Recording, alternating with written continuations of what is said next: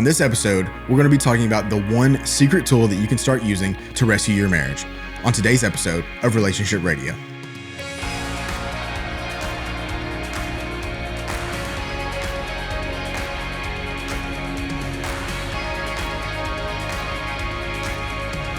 Well, Jared, thanks for joining me again on this episode of Relationship Radio. Absolutely a pleasure. Jared works with a lot of people in the membership. He sees all of your community posts if you're in the membership. And there's a lot of things that people struggle with. And Jared, what is something right now? I know we see a lot of trends. There's always some commonality between what people are struggling with. What are some of those things right now that people seem to be struggling with the most? Yeah, for sure. So you're right. We do tend to see trends. And the thing that we're seeing right now, kind of as this day is unfolding, people are having a hard time deciding what would be an essential push in their situation and what would be like an annoyance push or a vengeance push or something like that. They hear the word push behaviors and they think, I must not do anything that pushes my spouse away. And as a result of that, they're not always standing up for themselves the way they should. So if you look at our Save My Marriage course, we actually say that there are these things called standing pushes, which are, every push that you do is going to evoke some negative emotion in your spouse. It's going to cause some relationship damage. But sometimes you have to do a push in order to stand for a marriage. Sometimes you have to do an essential push because you have to make sure that your life is livable and workable. A good example would be child support. If you had to have child support and your spouse was unwilling to give it to you, there would be a strong case where you'd have to say, I'm going to get a lawyer or I'm going to contact a judge or whatever, and I'm going to take the money from you, whether you want me to have it or not. Now, that is going to cause relationship damage. That's going to cause the same kind of relationship damage that being critical would cause, or being jealous or controlling or anything like that. The difference is this type of essential push gives you something that you have to have. So you're making a worthwhile trade-off as opposed to the other kind of pushes that are just causing relationship damage, but they're not really giving you anything good in return. And so one of the things that we talk about here is SMART contact. SMART contact stands for stop the pushes. Right. And you go, well, hey, there you go right there. Stop the pushes. Should I still do an essential push or a standing push? And you go, stop the bad pushes. OK, so maybe stop the bad pushes. Allow your spouse to start conversations. And people go, well, I can't reach out unless my spouse does it first. And go, that's not quite true. It means when your spouse is in a talking mood, let them talk to you. Respond in a way that's strong, calm, and gentle. We have to be, if your spouse comes at you with something hard, you still respond to them. You just do it in a way that protects you, strong, is calm. You're not emotionally out of your depth, and then is gentle. You're not going to attack them or treat them like a doormat or just bowl them over or control them. You got to have all three. You want to manage business items. I think I got the things out of order. SMART, manage business items, which means if there's something that you have to talk about, like child support, you talk about it. And then finally, T, take it one day at a time. Don't try to solve all of your marriage problems at once. Just go one day at a time. And so the implementation of that idea seems to be the thing that the community is struggling with just right at this moment. But I have a quick story that I think will make it make sense. Okay.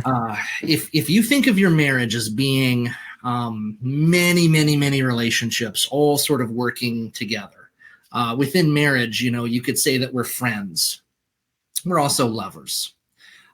We are co-parents.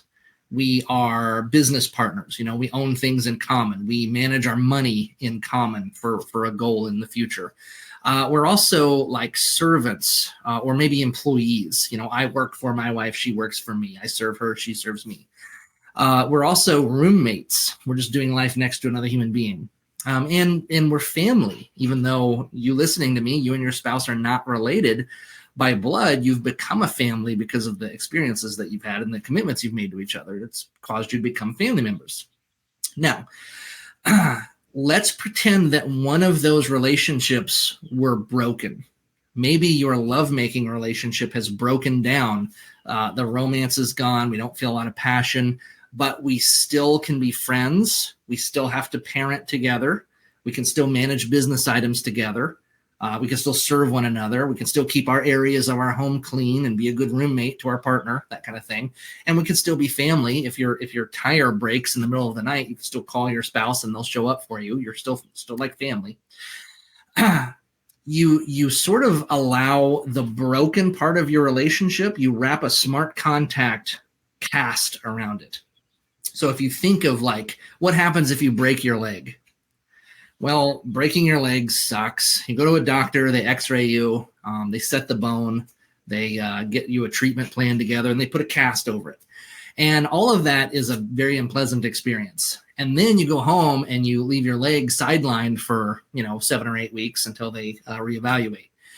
Now, the cast is not the reason your leg gets better. The cast is a protection mechanism that keeps your leg from staying damaged. Getting a cast on a healthy leg doesn't make the leg healthier. It makes it worse. All right. The cast comes with all kinds of issues.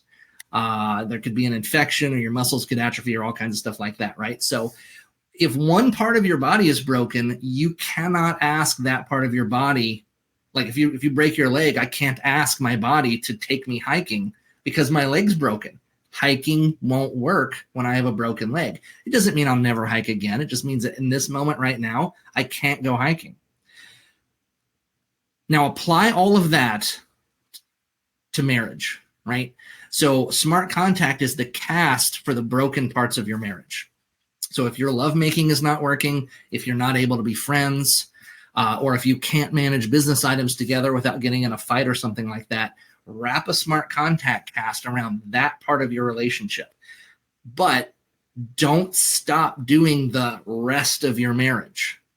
So if you are able to be friends, just be friendly.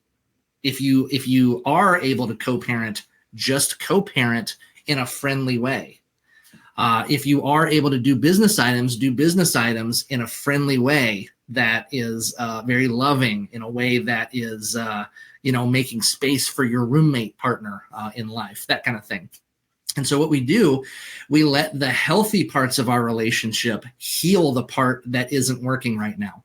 And while the part that isn't working is damaged, we practice smart contact. So that means we don't ask our marriage to do things it's incapable of doing.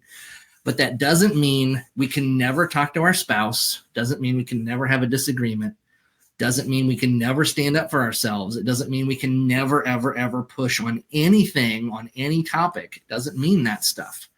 It means you have to be sensitive to the way your particular marriage is broken, and you have to be smart about how you approach it. Now, later on, once reconciliation begins, we actually change smart contact into smart communication, which is probably its own show. But we don't keep, when my wife calls me, I don't pick the phone up and go, okay, Jared, you've got to be smart with your contact now. Like, I don't do that because that would get in the way of a healthy relationship. It's not the goal. It's the protection mechanism while things are not working. Wow. I've never heard that analogy before. That's a great analogy. That's really good, Jared. So thank you for that. If you want to learn more about smart contact, we talk about this a lot on our YouTube channel and other videos. So those will be linked in the description. We also have a toolkit, the Smart Contact Toolkit that's in our membership. And we also talk about this in our workshop as well. Yeah. And so the best way to go about getting all of that is by clicking this link right here or down in the show notes if you're listening on podcast, or you can go to marriagehelper.com/book now. That will take you to a form that you can fill out to apply to go to the 3-day intensive workshop. Now, we cover a lot of things plus smart contact. Just outside of smart contact, we cover a ton of stuff on how to reconcile and put your marriage back together in those 3 days. And included in your workshop is an entire year of membership where you can get access to the Smart Contact Toolkit, as well as every other toolkit that we have. You get access to the community that we have there, the live support calls, all of that stuff. You get to see Jared all the time in the membership.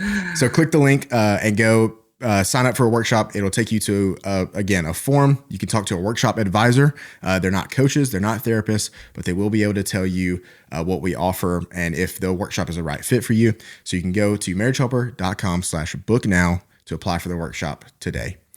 Jared, thank you so much for doing this. I really appreciate it. Appreciate you, my friend. We'll see you on the next episode of Relationship Radio.